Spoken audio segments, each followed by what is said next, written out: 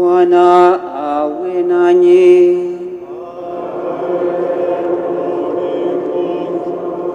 Somo la Injili takatifu ilivyoandikwa na Mathayo. Utukufu kwako.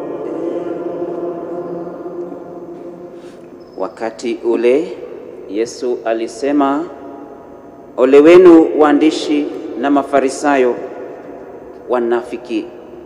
Mmefanana na makaburi yaliyopakwa chokaa, yanayoonekana kwa nje kuwa mazuri, lakini ndani yamejaa mifupa ya wafu na uchafu wa kila namna. Vivyo hivyo ninyi mwaonekana kwa nje kuwa waadilifu, lakini mmejaa unafiki na uhalifu. Ole wenu waandishi na Mafarisayo, wanafiki! Mmezoea kuwajengea manabii makaburi na kuyapamba maziara ya waadilifu, mkisema, maana sisi tungaliishi wakati wa baba zetu, hatungalishirikiana nao katika kumwaga damu ya manabii. Hivyo mwajishuhudia wenyewe ya kuwa ninyi ni wana wa wale waliowaua manabii.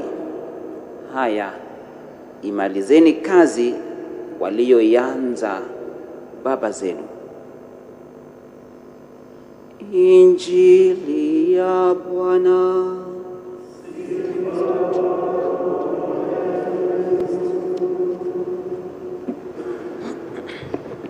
Tumsifu Yesu Kristo. Wakati kama huu miaka 48 iliyopita tulikuwa tunaomboleza rais wetu wa kwanza. Alikuwa ameshawatambua maadui watatu: umaskini, ujinga, ugonjwa au maradhi, na akatoa suluhisho 4 za kuweza kutatua yale matatizo. Kwanza kabisa ilikuwa ni kufanya kazi kwa bidii na maendeleo. Ya pili, elimu. Ya tatu, afya. Ya 4, watu kuvuta nguvu zao kwa pamoja. Ile spirit yake maarufu sana tunaifahamu, sio? Sasa leo tunakumbushwa kuhusu hilo alilolitoa kama la kwanza la kutatua yale matatizo: ufanya kazi. Na kazi tunayoifanya, wapendo wa Mungu, mambo ni mawili: aidha iwe ni ya kutuletea furaha na amani, au iwe ni ya kutuletea hasira na majuto. Inaweza kuwa ni kazi ya kuwainua watu wengine, kuwashika mkono, kuboresha maisha yao na kadhalika, au inaweza kuwa ni ya kuwadhulumu wengine na kuwaharibia, ikiwa sio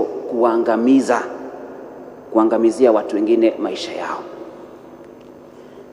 Na tunapoendelea kutafakari hili jambo, basi Mtakatifu Paulo katika waraka wake kwa waongofu wale wa kwanza wa kanisa la Wathesalonike anaongelea kuhusu mtazamo wa kazi. Amesema kwamba akiwaonya hao Wathesalonike wajichunge na wajiepushe na ndugu ambao wanaendelea katika uvivu au uzembe, kwa sababu hata yeye katika utume wake alijifanyia kazi mwenyewe. Yeyote asiyefanya kazi hata kula asile.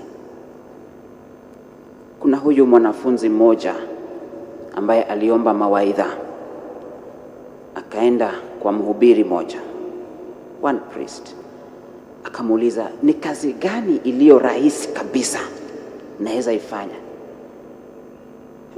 Yule padri akashangaa, eti nini kazi iliyo rahisi? Kwa mtazamo huo, mwanangu, sioni ukifanikiwa wala ukienda mbali,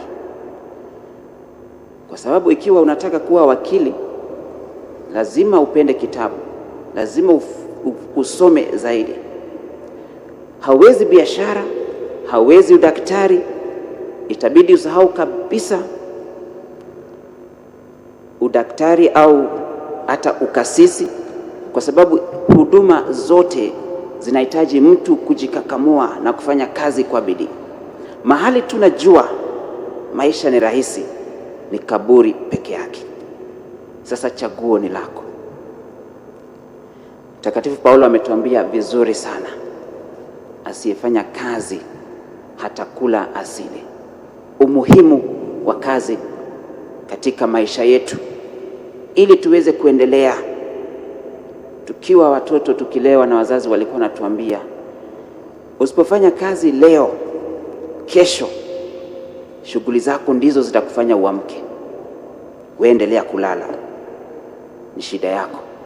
Naye Kristo katika somo letu la Injili sasa anatupa ama tunaonyeshwa taswira kwamba kazi tunayoifanya sio tu kazi, la hasha, inapaswa kuwa kazi ambayo ni njema.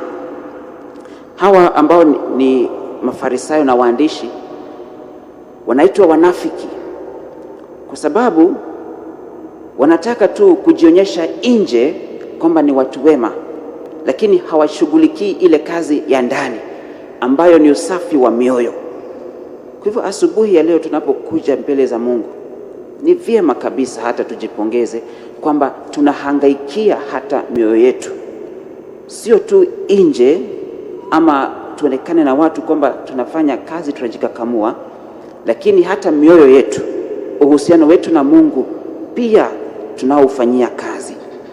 Na hiyo ndiyo kazi iliyo bora zaidi katika ufalme wa Mungu, kujiweka tukiwa sawa mbele zake Mwenyezi Mungu, na hata tunapomwomba kutakatifuza shughuli zote ambazo tunazo mbele yetu, ili kweli kabisa ziweze kuwa na mafanikio, tuweze kuwezeshwa katika upendo, katika uvumilivu, hata kuwavumilia wale ambao wanatukera tunapoendelea na kazi zetu mbalimbali. Mungu anatujalia hizo neema zote tunapoendelea kujiweka safi mbele yake na kumtolea hizi kafara. Tumsifu Yesu Kristo.